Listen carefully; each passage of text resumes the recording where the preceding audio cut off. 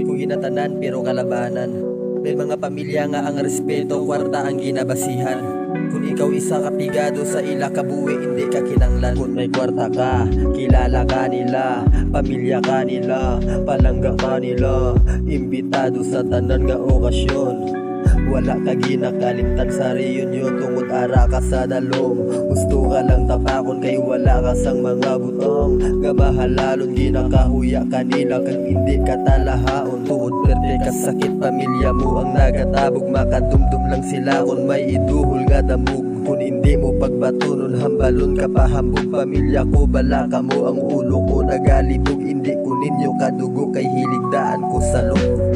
Hindi pamilya ka, digsimo kay pigado. Basura ka lang kay hindi ka edukado. Mayo pa sapat ginakabig nila tao, pero sa tao sapat ilang nga pagtrato.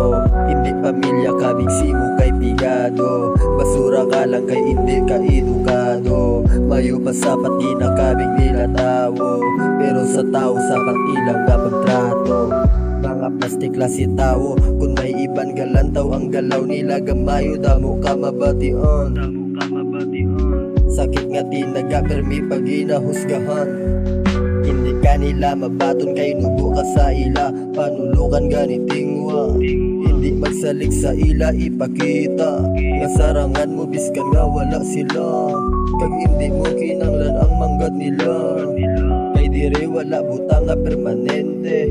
Batasan hindi lang kay kwarta importante, hinimuan lang ang mayo ang mabilinde. Tandae, hindi pamilya ka, digsimo kay pigado. Basura ka lang kay hindi ka edukado. Mayo pa sapat ginakabig nila tao, pero sa tao sapat ilang nga pagtrato.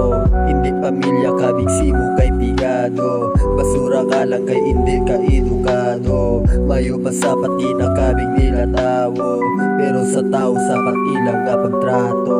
Gani sa mga kabataan, tapos sa pag-eskwela para makabulig sa ginikanan. Kay hindi tanan nga abyan pwede mong dagalan. Labuta mga handom nga wala kasang ginatapakan nga iban. Yeah, what's up padayon.